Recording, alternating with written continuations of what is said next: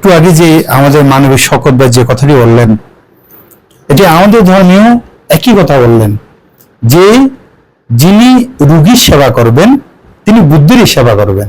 তাহলে প্রত্যেকটি ধর্মে, ইসলাম ধর্মে একই কথা বললেন, প্রত্যেকটি ধর্মের যে কথা মানবতার সেবা, যিনি মানবকে সেবা করতে পারবেন না উনি নবীর ভালোবাসে কিভাবে পাবেন? সঠিক আল্লাহর ভালোবাসে কিভাবে পাবেন? সঠিক।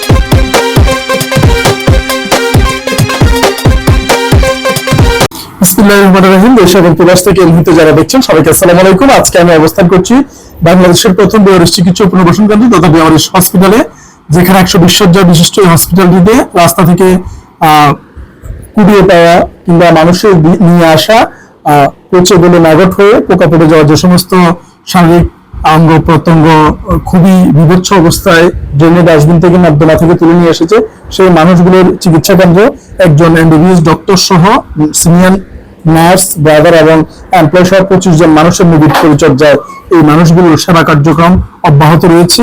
এবং এই সেবা কেন্দ্রটি জাতি, ধর্ম, গোত্র, বর্ণ নির্বিশেষে শুধু মানুষের কল্যাণে, মানুষের সেবার জন্য, মানুষের সেবার ব্রত নিয়েই এটি নির্মিত এবং এটির কার্যক্রম পরিচালিত হচ্ছে।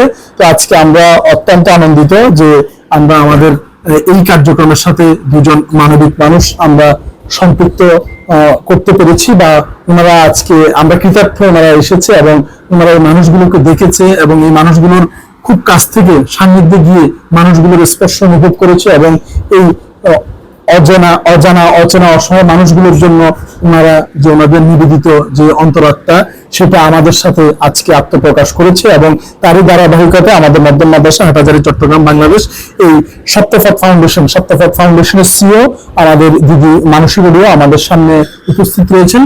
আজকে ওনার এই সপ্তপথ ফাউন্ডেশনের পক্ষ থেকে 20,000 টাকার একটি অনুদান আমাদের বেয়ারিশ হাসপাতালে দিয়েছে, যেটি আমাদের এখানে যে কম্পিউটার অপারেটর রয়েছে আনালগ ভাবে যে খাবার কার্যক্রম হচ্ছে সবগুলোতেই সুন্দরভাবে এবং ওনাকেও রিসিটের মাধ্যমে আনুষ্ঠানিকভাবে এটি আমরা বুঝে পেয়েছি এবং সেটা যথাযথভাবে সব জায়গায় এন্ট্রি হয়েছে এবং এন্ট্রি হওয়ার পরে কার্যক্রম শেষ মুহূর্তে আজকে আমাদের এই ব্যবস্থাপনাটাকে ওনাদের কাছে কেমন লেগেছে কিংবা কোনো পরামর্শ যদি থাকে অথবা আমাদের সাথে এই বেয়ারিশ মানুষের জন্য সম্পৃক্ত ভবিষ্যতে থাকবে কিনা আমরা যদি দিদির কাছ থেকে ওনার মহামূল্যবান একটু মতামত শুনি। দিদি।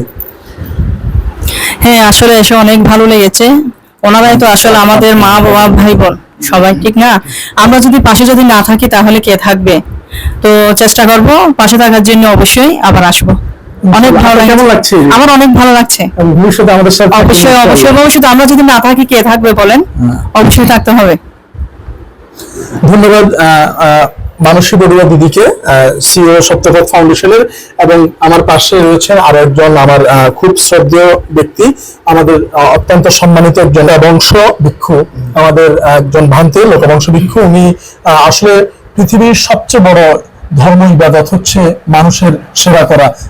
সৃষ্টির সেবার মধ্যেই স্রষ্টা নিহিত, তাই আমরা সৃষ্টির সেবা করে স্রষ্টাকে আমরা খুঁজে নেব। এবং এরকম একজন মানবিক মানুষ এবং সৃষ্টির জন্য এবং মানুষের জন্য এবং জগতের যে প্রাণীকুল রয়েছে তাদের জন্য নিবেদিত মানুষের কল্যাণে একজন মানুষ। আমি আমাদের শ্রদ্ধেয় ভান্তে লোকবংশ ভিক্ষুকে অনুরোধ জানাচ্ছি এই সংগঠন সম্পর্কে এবং ভবিষ্যতে এই মানুষগুলোর পাশে থাকা সম্বন্ধে যদি কিছু বলেন। বেয়ারিশ হাসপাতালে এসে যেটি আমার ভালো লাগলো, এখানে যে মানুষরা আছেন তাদের কোনো আত্মীয় স্বজন নেই, তাদের কোনো বন্ধু বান্ধব নেই। একদিন তারা হয়তো আত্মীয় স্বজন ছিল, পরিবার ছিল, সব ছিল। এবং এখানে দেখলাম একজন ব্যাংকের একজন ঊর্ধ্বতন কর্মকর্তা তার সারা জীবনে অর্থবিত্ত সবকিছু দিয়ে তার সন্তানদের মানুষ করেছেন। তারা হয়তো আমি জানি না, কিন্তু হয়তো তাদের পরিবারের সবাই প্রতিষ্ঠিত, কিন্তু আজকে তাকে দেখার মতো কেউ নেই।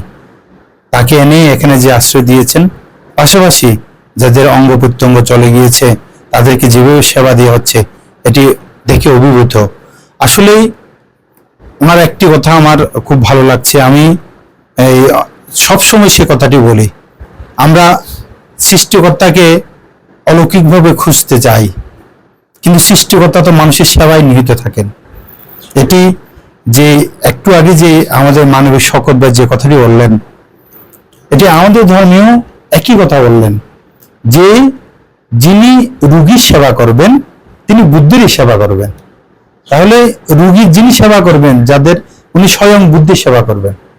আমি ভেলুরে যখন ট্রিটমেন্ট করতে গেলাম, সেখানে বাইবেলে পরিষ্কার একটি বাইবেল এই যে খুলে দিয়ে একটা ইন্ডিকেট করে লিখলেন, সেখানে যিনি রোগীর সেবা করবেন, রোগীর সেবার মাঝে ঈশ্বরের সেবা নিহিত আছে, ঈশ্বরকে খুঁজে পাবে। তাহলে প্রত্যেকটি ধর্মে, ইসলাম ধর্মে একই কথা বললেন, প্রত্যেকটি ধর্মের যে কথা মানবতার সেবা, যিনি মানবকে সেবা করতে পারবে না, উনি নবীর ভালোবাসা কিভাবে পাবেন? সঠিক। আল্লাহর ভালোবাসা কিভাবে পাবেন? সঠিক। সাধারণ মানুষের ভালোবাসা যদি অর্জন করতে পারা না যায়, আরেকজনের ভালোবাসা আমরা কিভাবে পাবো? আমি বলবো, এখানে যারা অঙ্গ প্রত্যঙ্গ হারালেন, যে কষ্টে আছেন, আমরা যারা সচ্ছল আছি, একটু করে আমরা যদি চেষ্টা করি তাদের পাশে দাঁড়াতে পারি। আর এখানে একটি সবচেয়ে ভালো লাগলো যে এখানে প্রতিনিয়ত ডাক্তার এসে রোগীদের যেভাবে দেখাশোনা করছেন, এবং প্রতিনিয়ত প্রতি মাসের মধ্যে একজন ডাক্তার প্রতি মাসে থাকেন, এটি দেখে সবচেয়ে ভালো লাগলো। রেগুলার যে ডাক্তারদের থাকেন, এটি ভালো লাগলো। এবং নার্স আছেন শুনলাম, এটি খুব ভালো লাগলো, যেটি অন্য জায়গায় যেটি ঘাটতি আছে। আমি তো কয়েক জায়গায় গিয়েছি, তা আমি বলবো আমাদের মানবিক শওকত ভাইয়ের পাশে মানবিক মানুষরা একটু এসেই দাঁড়াবেন। আমরা আছি, আমরা ভবিষ্যতে আমরা চেষ্টা করব তাদের সহযোগিতা করার জন্য।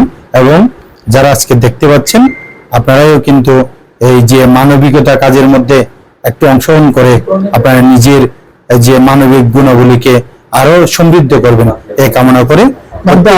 আপনিও তো এই বেয়ারিশ মানুষদের পক্ষ হয়ে যতদিন এই বেয়ারিশ মানুষরা এখানে চিকিৎসা সেবা নেবে, আমি আশা রাখি আপনি আপনার এখানে পদধূলি দিবেন, আপনি এখানে পদার্পণ করবেন তাদের। আমি চেষ্টা করব, কারণ আমি তো এই কাজে ব্যস্ত থাকি, যদি আমি সময় সুযোগ করে আসার চেষ্টা করি, যেহেতু আমিও একইভাবে রোগীর হাতে আছি। অবশ্যই থাকবে। আর এবং যেহেতু এই কাজটি দেখে তো ভালো লাগার মতন কাজ, সেটি এখানে যে স্বার্থের ঊর্ধ্বে উঠেই মানুষরা এখানে যারা দেখলাম, আমাদের যে শওকত ভাই, রতন ভাই, এবং আমাদের মুজিব ভাই, আমাদের রিপন বড়ুয়া, যারা এখানে দেখলাম প্রত্যেকে, এবং যারা সেবা দিচ্ছেন তাদের কথা কি বলবো, যে তারা যেভাবে সেবা করছেন আমি দেখে অভিভূত হলাম। আমি আমাদের ধর্ম মতো আশীর্বাদ করছি তারা যেন দীর্ঘায়ু হয়। তারা যে সেবা করছেন, এই সেবার মাধ্যমে তারাও কিন্তু আমার মতে তারা কিন্তু এমন এই ইসলাম ভাষায় যদি বলে সওয়াব, যে সওয়াবটি হচ্ছে এটি বলার মতো নয়, অনেক সওয়াবের কাজ করছেন। আমরা যারা হয়তো এখানে এসে কায়িকভাবে শ্রম দিতে পারছি না, আমরা যেন একটু সাপোর্ট করতে পারি, এই কামনা করছি। সুযোগ হলেই আবার আসবো। আমাদের সপ্তাহ ফাউন্ডেশন, এটি আপনারা হয়তো যারা অনেকে শুনেননি, আমাদের সপ্তাহ ফাউন্ডেশন দীর্ঘদিন পর্যন্ত রোগীর যে অনুদান দিয়ে আসছেন, এবং এটিও আমাদের ব্যক্তিগত কোনো যে কারো থেকে নিয়ে নয়, যে একটা ফাউন্ডেশন করা হচ্ছে, ওখান থেকে লভ্যাংশ দিয়ে আমাদের মানবতার কাজে আমরা সবসময় রোগীর পাশে থাকি। তাই আমরা আজকে সেই মানবতার ফেলুলাদের সাথে আজকে দেখা হলো, অনেক ভালো লাগলো। সবাই ভালো থাকবেন, এবং এই প্রতিষ্ঠান শ্রীবৃদ্ধি হোক, এবং এখানে যে বৃদ্ধ মাতৃপিতারা আছেন তারা সেবা নিয়ে ভালো থাকুক, এই কামনা করছি। ধন্যবাদ ভ্রান্ত লোকবংশ ভিক্ষু মহোদয়।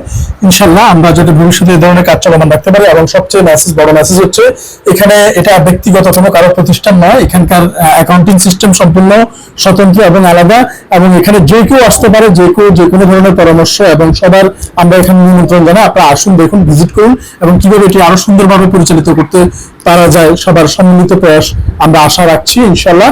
তো অহিংসাই হোক পরম ধর্ম, এবং মানুষের সেবা করে হোক স্রষ্টার নৈকট্য লাভের একমাত্র উপায়। ধন্যবাদ সবাইকে।